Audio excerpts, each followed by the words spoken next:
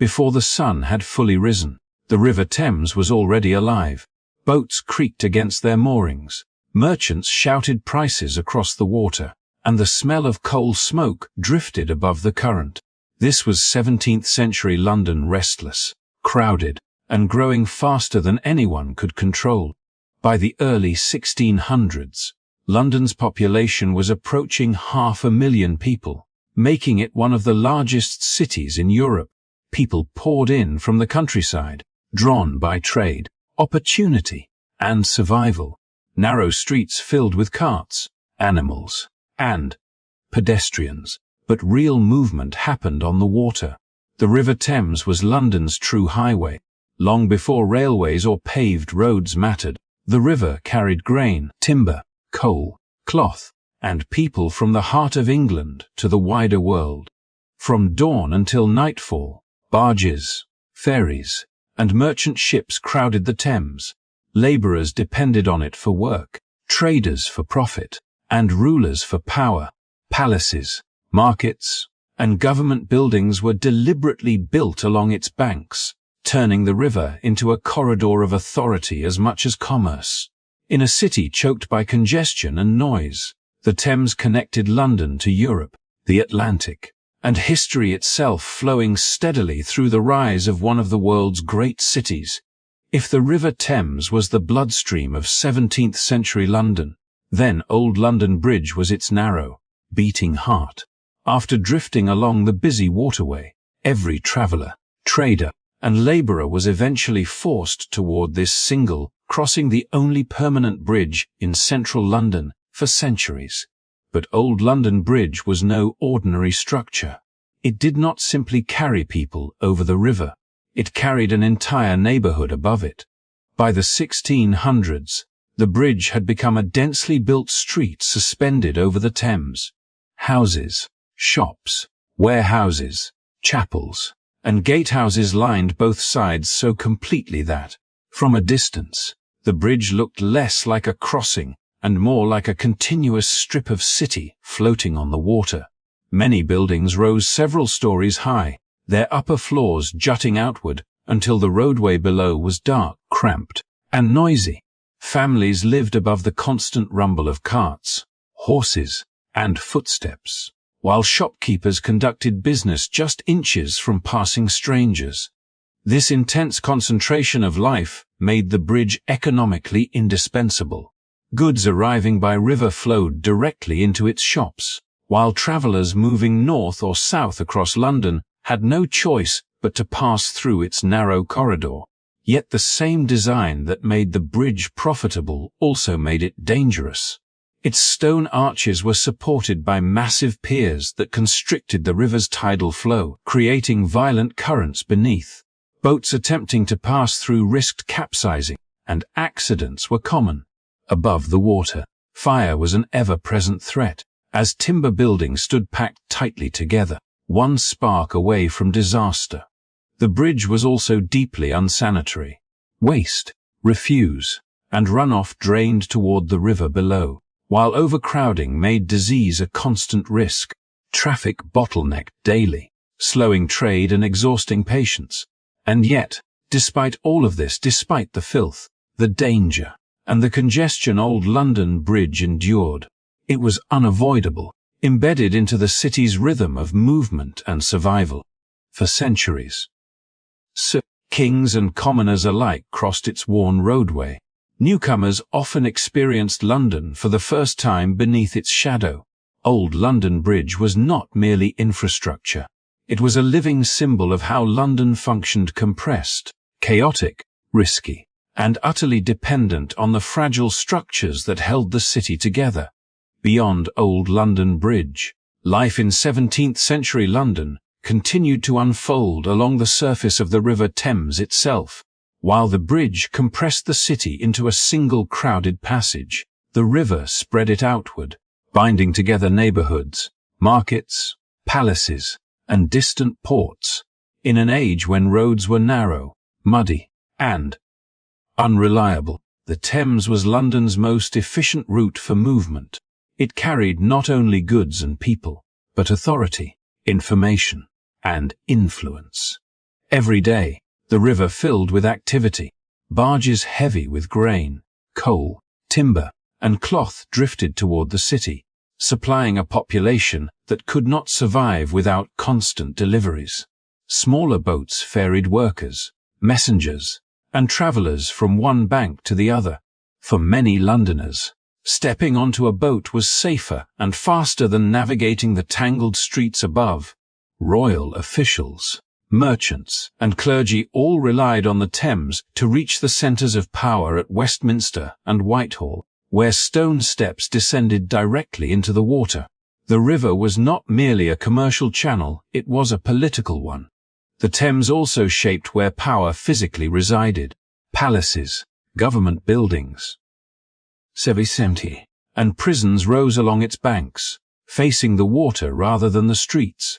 From the Tower of London to the royal courts at Westminster, authority arrived and departed by boat. The river offered visibility, control, and speed in a city otherwise slowed by congestion. In this sense, the Thames functioned as London's ceremonial avenue, as important as any street. Yet the river could also transform in unexpected ways. During rare but severe winters, the restricted flow beneath Old London Bridge sometimes caused the Thames to freeze. When this happened, the dangerous highway of water became something entirely different. Londoners ventured onto the ice, setting up stalls, games, and gatherings in what became known as frost fairs. For a brief moment, the river turned into a social space, a place of leisure rather than labor, danger replaced by wonder.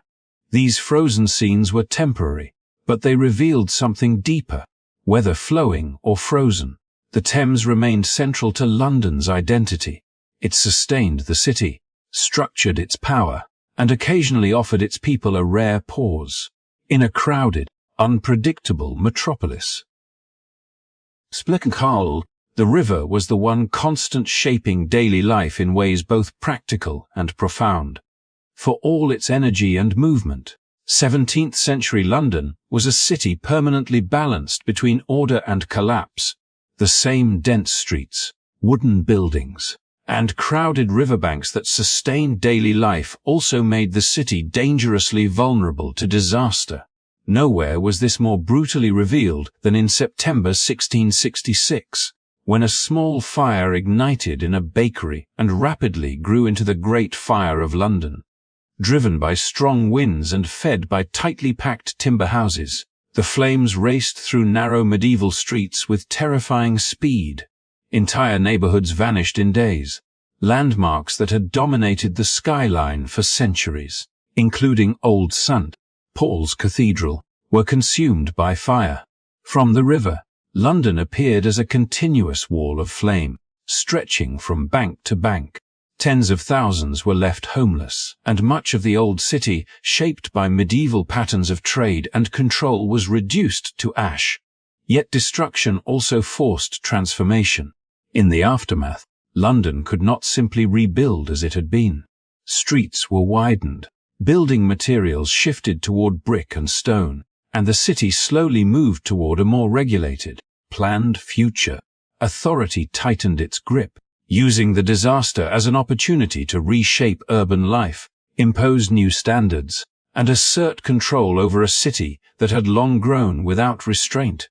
Even before the fire, power in London was concentrated in symbolic spaces that revealed deep political and religious tension. The Tower of London stood as a stark reminder of royal authority, part fortress, part prison, and part treasury, holding both weapons and prisoners accused of treason. Westminster, across the river, formed the heart of government and faith. Parliament met beside Westminster Hall, while Westminster Abbey embodied the sacred legitimacy of monarchy. These institutions stood uneasily side by side as conflict between king and parliament intensified. Cheapside, meanwhile, exposed authority in public view. As London's great ceremonial street, it hosted royal processions and religious displays, yet beneath the pageantry lay growing unease. Crowds gathered not only to celebrate power, but to witness it, judge it, and sometimes challenge it. By the 1640s, These tensions erupted into the English Civil War, tearing the nation apart. Disaster and authority were inseparable in 17th-century London. Fire stripped the city to its foundations, while power struggled to rebuild, control, and redefine it. Together, they shaped a city caught between medieval tradition and a modern future struggling to be born. As London expanded and authority reshaped the city, royal spaces revealed how deeply monarchy was intertwined with geography, movement, and visibility. Power in 17th-century England was not exercised from a single point, but along the River Thames, where palaces faced the water rather than the streets. The river was the royal road, and the city was designed to be approached, seen, and governed from its banks. Whitehall Palace stood at the very centre of this world, stretching along the Thames. It was not one building but a vast complex of halls, chambers, and offices where government was conducted and royal ceremony unfolded. Kings and courtiers arrived by boat at its river stairs, reinforcing the idea that authority flowed directly from the water into the heart of the state. From Whitehall, decisions were made that shaped England's politics, religion, and empire. Yet, despite its dominance, Whitehall proved fragile. Repeated fires destroyed most of the palace by the end of the 17th century, leaving only the banqueting house as a silent fragment of former power. Beyond the crowded core of the city, Richmond Palace offered something different. Built as a royal retreat, it reflected the desire to escape congestion, disease, and noise. Here, the monarchy sought cleaner air and distance from the pressures of London life. It was at Richmond that Elizabeth I died in 1603, marking the end of the Tudor dynasty. Over time, the palace lost its importance, was dismantled, and gradually vanished into the expanding suburbs, its presence surviving only in place names and buried foundations. Early Buckingham House, later transformed into Buckingham Palace, symbolized London's shifting boundaries. Once a private residence on the edge of the city, surrounded by fields and gardens, it represented the gradual westward movement of power as London grew. What had once been countryside would become the ceremonial heart of modern Britain. Today, most of these royal spaces no longer exist as they once did. Fire, redevelopment. And time erased them from the landscape. Yet through maps, paintings, records, and now AI reconstructions, they remain visible again, not as monuments of stone, but as echoes of how power once occupied space. In rediscovering them, we glimpse a London where monarchy, river, and city were inseparable,